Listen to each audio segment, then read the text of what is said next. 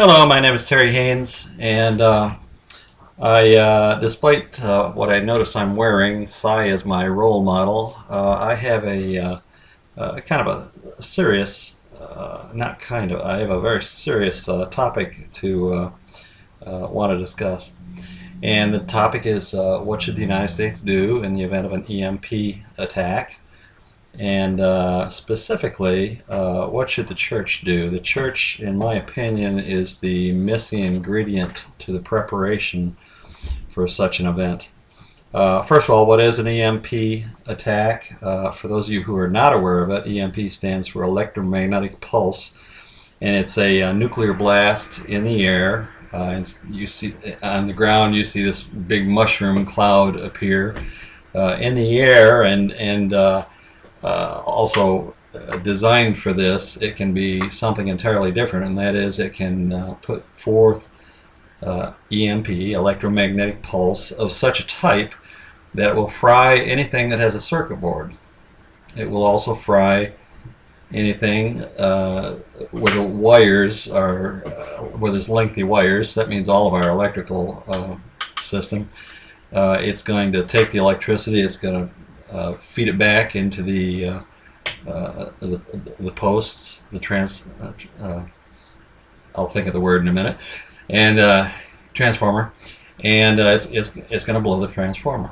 Now those are not even made in the United States. We would need millions of them all at once. They're made in China, as I understand it, and also I think Thailand. Not made here in the United States at all. We could not quickly fix this. Probably it's going to ruin all of the electrical transmission plants, ruin it. And so we're going to be out of electricity, not a day or two or a week, but we're going to be out of electricity for between 18 months and 3 years. Now, as I mentioned, it will also ruin anything that has an electrical, or that has a circuit board. Anything that's solid state. Now think about that. That's just about every electrical appliance you own. Your radio, gone. Your cell phone, gone. The transmission to the tower, I said it grabs a hold of anything that's electrical. That transmission power is going to put a big feedback in for ruining that transmission tower for your cell phone. Everything that's gone. I'm going to go into some specific details of what it's going to ruin in a minute, but here's, I want to put a war game together for you. I was thinking, how could this happen? And I was thinking, well, if I were an enemy, I almost hate to do this because it's as if I could make it happen, but I can't make it happen. I'm convinced of that, and to not prepare for it because it's too scary to prepare for is ridiculous. But here's the wartime scenario that I put together.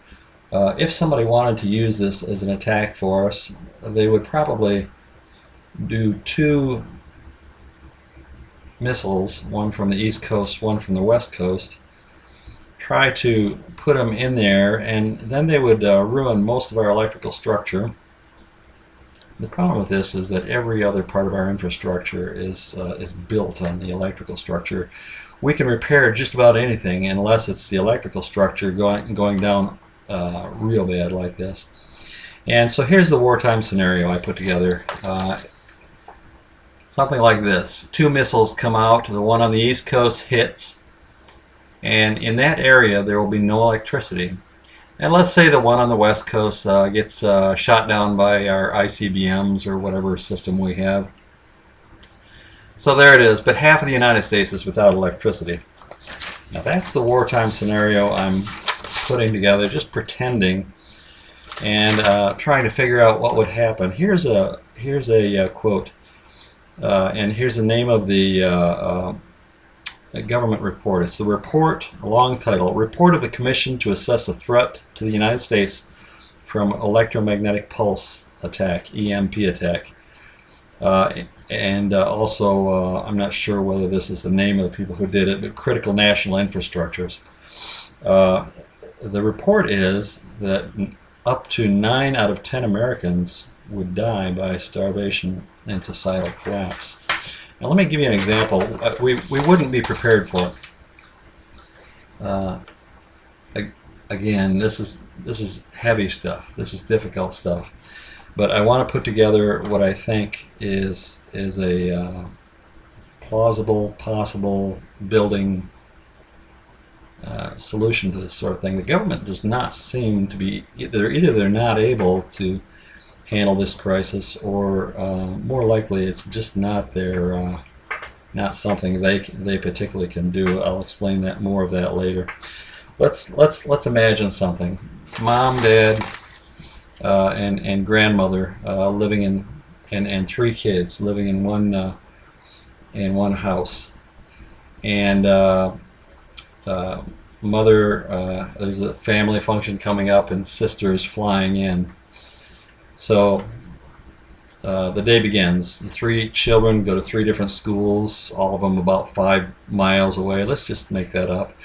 The husband goes to work 25 miles away. The mother is on the way to the airport with grandma about 10 miles away, and boom, this happens.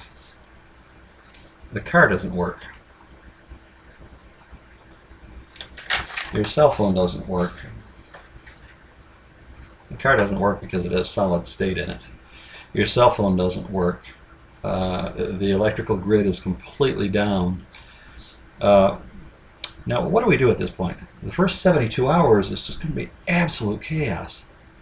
Imagine a situation like this. We have 3 children in 3 schools. The schools don't know what to do with the kids. Everything's down. They can't drive away from there. The buses don't work. What do they do with the kids? Good question. Not sure I know the answer. Mom is not home. And the way I built the story, Mom is with Grandma. Grandma can't walk real well. Let's say it's in the middle of winter. Now it's worse. People don't have heat. Dad's at work. He can't get home. He's 25 miles away. He's going to have to walk home because there is no transportation structure.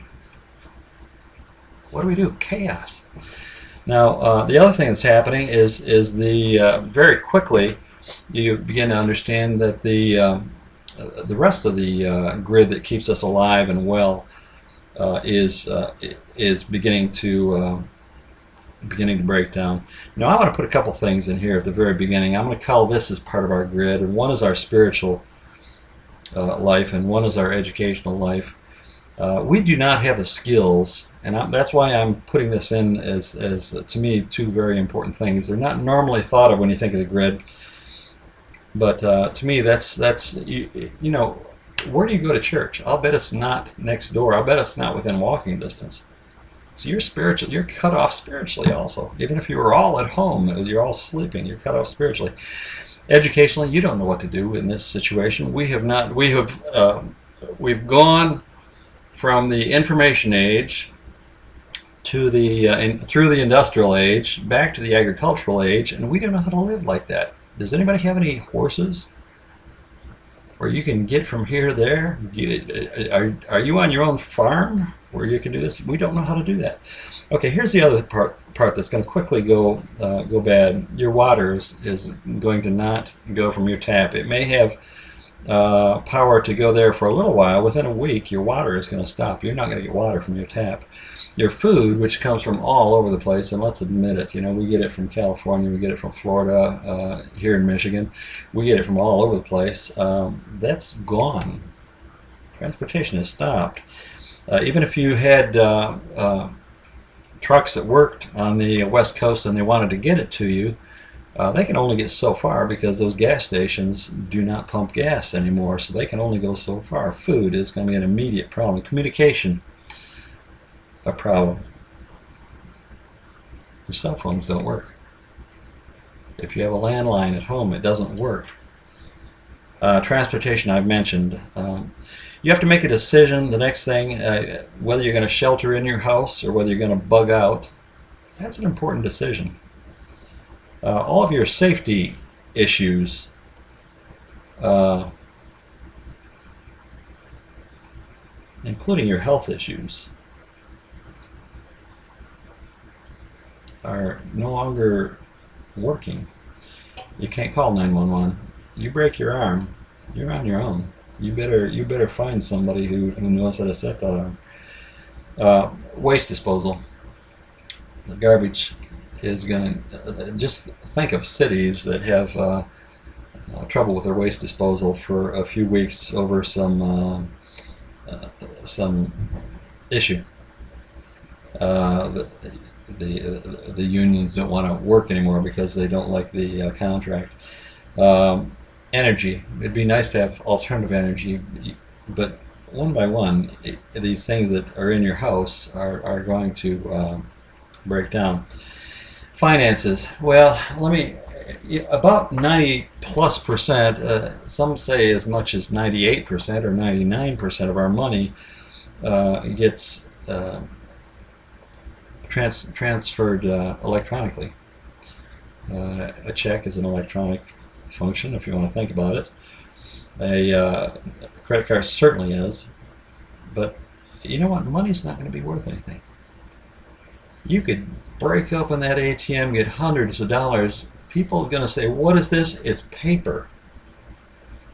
And then the last thing in our infrastructure, the government is going to go immediately to martial law. They should. But what are they going to do in martial law? Nobody knows. It has never been set up. I think it is being set up, to be honest, but I'll bet we're not going to like it.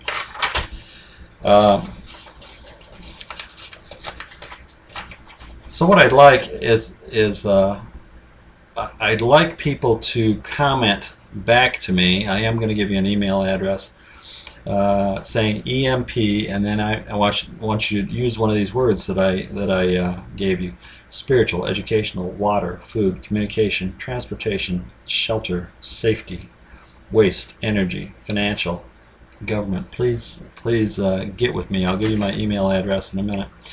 But let me explain a few things. First, I think we have to say to ourselves, this is not just me. If we do not do this as a community, we're going to kill each other. And this 9 out of 10 is going to be a fact. And so, folks, Christians, especially I'm speaking to right now, love God, love your neighbor. You make just as much plans for your neighbor as you do for yourself. I do have some specifics I'm going to give you, but that'll be another video. And let me talk about the three main methodologies. It's connected to what I just said. When we have a problem and we can't seem to solve it, and it needs to be solved by a lot of people, we either go toward three systems. One is collectivism, very popular in our society. More and more, we're just 51% is telling the 49% how to live. We put together a collective, and whoever wins, everybody has to win that way.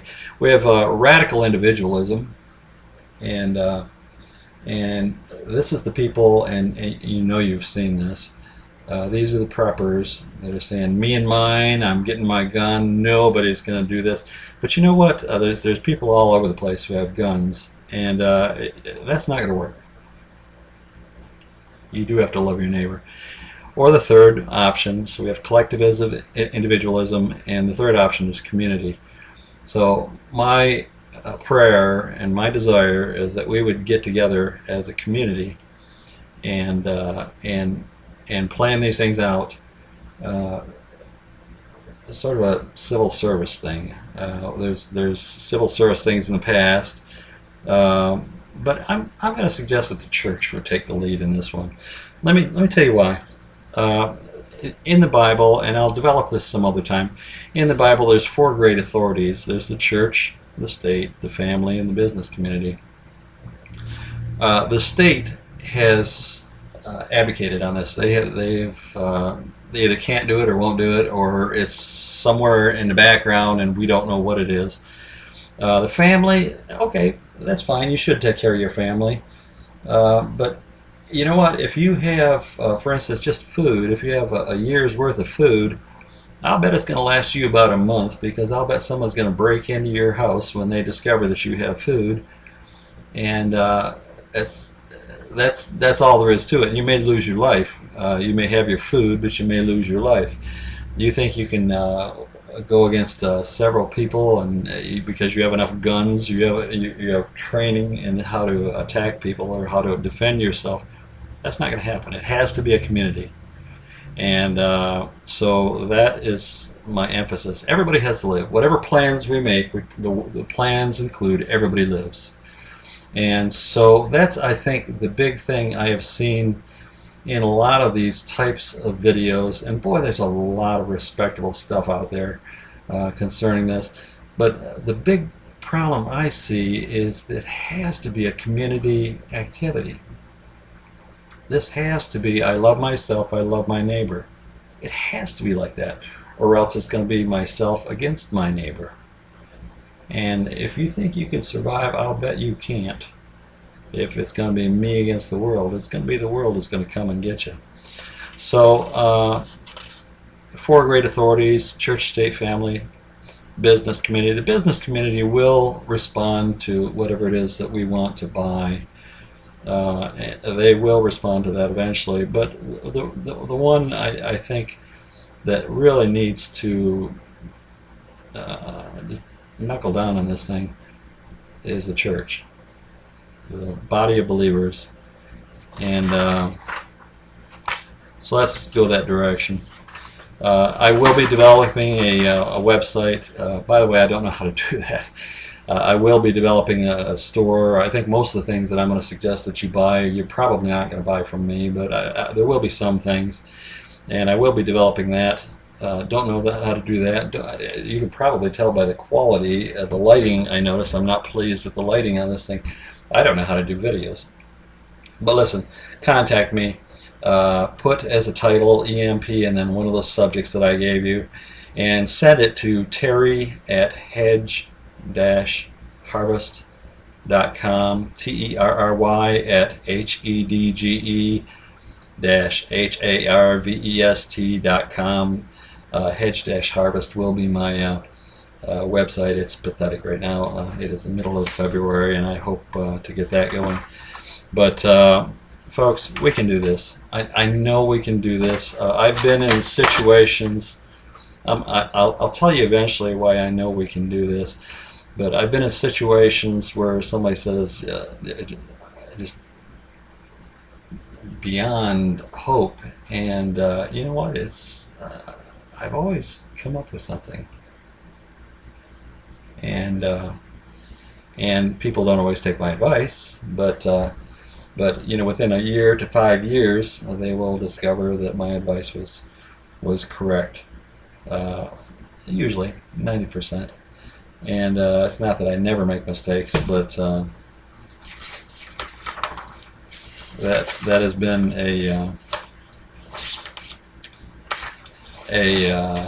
something that's worked with me. Let me give you. I want to give you a few verses. Whenever you come across a problem, you confer with God, you confer with man, you bring order to your own individual life, and then you train others. Confer with God. Deuteronomy 4:29. If from there you seek the Lord your God, then you'll find him if you seek him with all your heart and soul. Or Matthew 6:33-34. But seek first the kingdom of God and his righteousness. All these things will be added to you. Therefore, do not be anxious about tomorrow, for tomorrow will be anxious for itself. Sufficient for the day is its own problem.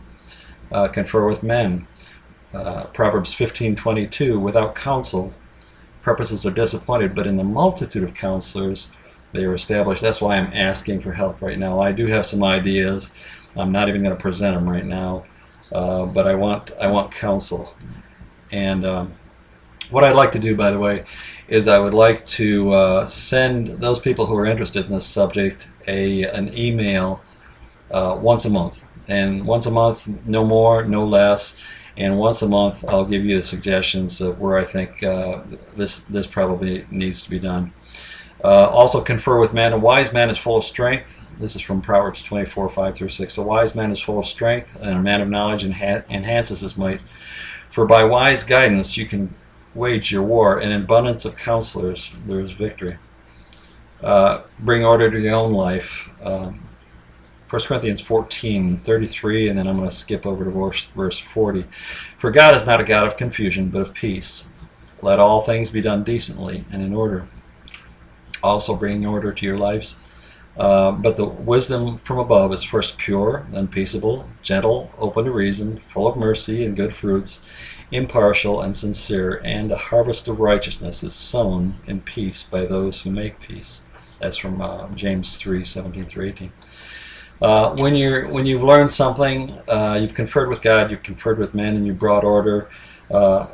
It's appropriate that you train others, and I'm going to give you a verse I like. I'm older now, and so this is comes to mind to me every once in a while. Psalm 71:18. So even at old age and gray hairs, O God, do not forsake me until I proclaim your might to another generation, your power to those who come. We bring the good things we have to the next generation or to others. Daniel 12:3 says, and they shall be wise, and they that be wise shall shine as the brightness of the firmament, and they shall turn many to righteousness as the stars forever and ever. I believe the church can shine in this area if we choose to be wise. Now let me tell you one of the reasons I think we can reboot the infrastructure.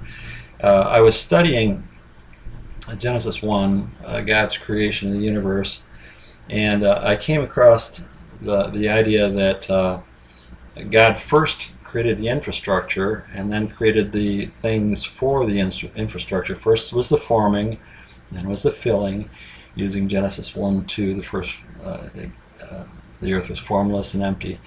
So we needed forming and we needed filling. We needed. So let me give you. And this is my notes are just terrible. Wouldn't it be nice if this was pretty? But this is my notes right here. You can look at it in a second. Stop it if you need to look at this. But day 1 was light. God said, "Let there be light." Day 4, that's the forming. Day 4 that connects with it is lights. On day 4, the sun, moon, and the stars were made. Day 2, water was mentioned, air was mentioned. Water and air were separated. Day 5, the water and air animals were created. Day 3, the land came up. Vegetation came on the land. So we have land and vegetation. And guess what we have in day 6? We have land animals, land-dwelling animals that at that point were vegetarians.